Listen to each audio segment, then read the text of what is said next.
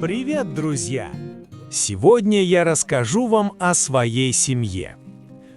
Посмотрите, это моя семья на старой фотографии. У меня большая и очень дружная семья. Это мой папа, его зовут Александр.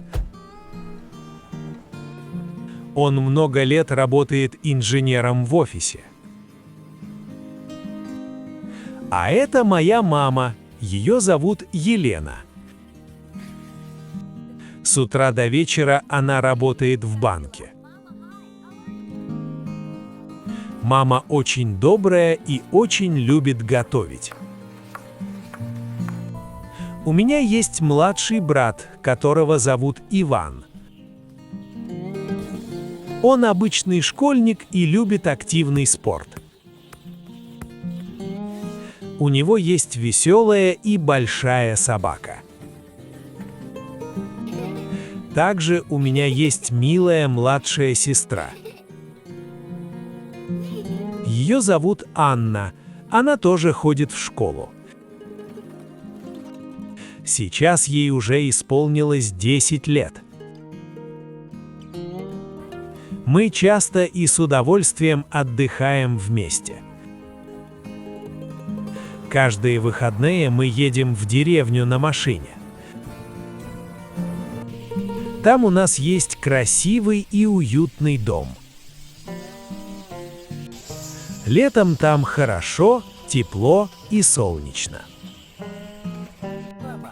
Папа большую часть дня читает книгу в саду. Мама спокойно пьет горячий кофе на веранде.